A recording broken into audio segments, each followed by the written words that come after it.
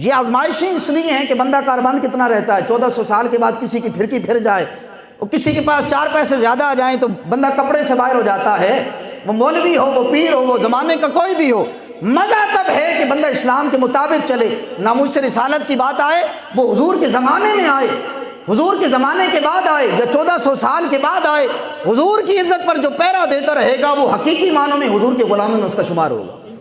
یہ کوئی معیار نہیں ہے کہ بندہ لنگر کی 4 دیگیں اس نے پکواتا تھا وہ پہلے، اس سال اس نے 8 بنوا لی ہیں تو وہ زیادہ عاشق رسول ہے۔ اور میں نے کہا 8 دیگیں معیار نہیں ہے حضور کی محبت کا، معیار یہ ہے کہ جب حضور کی عزت پر ڈاکہ پڑے بندہ یہ کہے کہ میری جان بھی حاضر ہے، میرا مال بھی حاضر ہے، میری اولاد بھی حاضر ہے۔ میں نے کہا حضور کے صحابہ کرام علیہم رضوان جب آپ غزوہ تبوک کے لیے تشریف لے گئے نا، سورہ احزاب کے اندر موجود ہے، تو پتہ ہے منافق آئے اور آ کر جب آپ پلٹ کر آئے تو آ کر یہ کہتے تھے کہ یا رسول اللہ ہمارے گھر میں کوئی نہیں ہے، ہماری عورتوں کی رکھوالی کرنے والا کوئی نہیں تھا۔ حالانکہ وما ہی بیورا، اللہ کا قرآن کہتا ہے کہ ایسا نہیں تھا، چادر چار دیواری کا تقدس موجود تھا، لیکن چونکہ دل کے اندر بے ایمانی تھی اس لیے حضور کے ساتھ نہیں گئے۔ اللہ کے قرآن نے ان کے نفاق کو کھول کر رکھ دیا، فرمایا محبوب جی جو آپ کے پاس آ کر بہانے اور حجتیں بنا رہے ہیں نا کہ ہمارے گھر کی چادر چار دیواری کا تقدس چونکہ پامال ہوتا تھا، اگر ہم چلے جاتے تو چوریاں اور ڈکیتیاں پڑتی، ایسا نہیں ہے محبوب، ان کے دل میں نفاق تھا۔ آج 1400 سال کے بعد بھی حضور کی عزت کی بات آئے، حضور کی ختم نبوت پر جب ڈاکہ زنی کی بات آئے، بندے کے پاس اگر یہ بہانہ ہو نا کہ بھائی میرے گھر کی عزت جاتی تھی، گھر میں چونکہ مرد نہیں تھے، میں بھی اگر چلا جاتا تو پھر پیچھے خیال کون کرتا ہو؟ میں نے کہا حضور کے صحابہ تھے، ایمان والے تو وہ تھے کہ گھر تو گھر رہا نا۔ حضرت سیدنا ابو دجانہ رضی اللہ تعالیٰ عنہ کے بارے میں بابا جی فرمایا کرتے تھے کہ جب آپ کے کانوں میں آواز پڑی نا کہ حضور فرماتے ہیں کہ میدان جہاد میں جانا ہے، تو بدن پر پورا لباس بھی نہیں تھا، وہ دھوتی باندھی ہوئی تھی، ایک لنگی باندھی ہوئی تھی، آپ کا پیٹ مبارک ننگا تھا، قمیص نہیں پہنی ہوئی تھی، لیکن یہ نہیں کہا یا رسول اللہ مجھے اجازت دیں میں گھر جا کر قمیص تو پہن کر آؤں نا۔ حضور نے فرمایا میدان جہاد میں جانا ہے، حضرت سیدنا ابو دجانہ اسی مقام سے میدان جہاد کی طرف چل پڑا کرتے ہیں۔ یہ تھے حضور کے صحابہ۔ آج 1400 سال کے بعد کوئی بھی شخص ہو، وہ کسی بھی مکتبہ فکر کے ساتھ تعلق رکھنے والا ہو، وہ یہ کہے نا کہ لنگر کی بات آئے تو ہمیں دکھاؤ جی کہ حضور کے صحابہ نے لنگر پکایا ہے کہ نہیں پکایا ہے، 11ویں حضور کے صحابہ نے پکائی ہے کہ نہیں اور میں نے کہا کھانے کی بات آئے تو حضور کے صحابہ کو لے کر آتے ہو، ایمان بھی تو حضور کے صحابہ جیسا لے کر آؤ نا۔ صحابہ تو حضور کے حکم پر قربان ہو جایا کرتے تھے۔ کیا وجہ ہے کہ آج مقتدی تو مقتدی رہے، مرید تو مرید رہے، مولوی 2 نمبر ہو گئے جو حضور کے دین کے ترجمان بنتے تھے؟ ذرا سی پھرکی پھری، حکومت نے چابی دی، ہمیں کوئی بلائے تو صحیح نہ،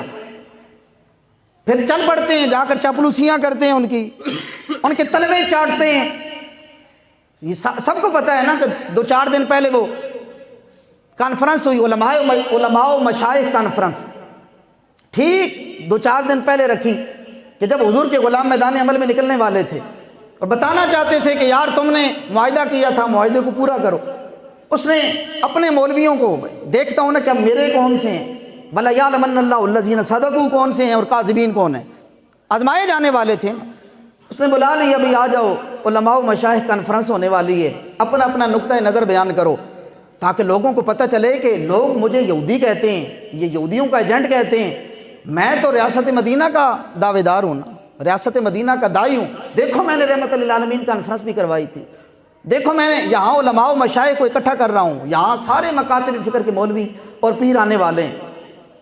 پھر جس کے پاس وہ گیا نا جی دعوت نامہ، مولوی صاحب انتظار کر رہے تھے، پیر صاحب انتظار کر رہے تھے، حکومت بلائے اور ہم نہ جائیں، ایسا ہو نہیں سکتا ہے۔ وہ تلوے چاٹنے کے لیے پھر پہنچ گئے وہاں، اور جا کر علماء و مشائخ کانفرنس ہو، کھڑے ہو کر تم کہو بھئی یار تمہاری یہ حرکات و سکنات ہیں جو دین کے مزاج کے خلاف ہیں، اور ہم چونکہ منبر و محراب کے وارث ہیں، انبیاء کے وارث ہیں، علوم انبیاء کے وارث ہیں، ہم تو وہ ہیں کہ افضل الجہاد کلمۃ الحق عند سلطان جائر والے ہیں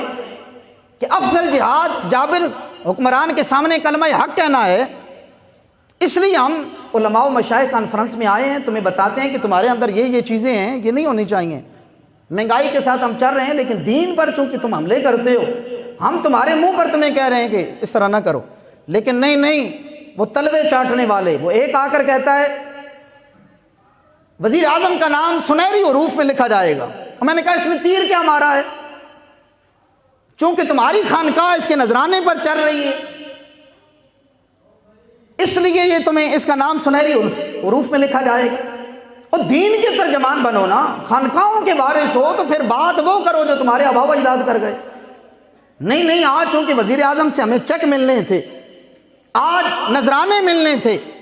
اس میں کیا سادات تھے اور کیا غیر سادات تھے، میں یہ منظر دیکھ کر نا حضرت سیدنا پیر میر علی شاہ صاحب رحمۃ اللہ تعالی علیہ کا وہ ایک تاریخی جملہ یاد آ گیا کہ جب آپ ختم نبوت کا کام کر رہے تھے نا، میرے منیر کے اندر یہ واقعہ موجود ہے۔ فرنگیوں نے کہا کہ حضرت آپ کے مرید بھی لاکھوں کی تعداد میں، ختم نبوت کے داعی بھی ہیں اور کام بھی حقیقی معنوں میں کر رہے ہیں، جس نے کانے دجال کا منہ بند کیا تھا، تو آپ اس طرح کریں کہ یہ ختم نبوت کا اور دین کی نشر و اشاعت کا کام بند کر دیں، فقیر لوگ ہیں، اللہ اللہ کریں خانقاہ میں رہیں، تو آپ کو بدلے میں کیا دیا جائے گا؟ فرمایا کہ تا حد نظر نہ آپ کو جائیداد آپ کے نام کر دی جائے گی۔ آج ایسا کوئی ٹٹو ہوتا ہے نا، 2 نمبر ملا ہوتا جو چائے کی پیالی پر بکنے والے ہیں، تو یہ تو شکر کرتے کہ جی پہلے آستانہ 4 کنال پر ہے، اب 8 ایکڑ پر ہو جائے گا۔ پہلے اگر لاکھوں کی تعداد میں سالانہ نذرانہ آتا ہے، اب ذرا کروڑوں میں آ جائے گا۔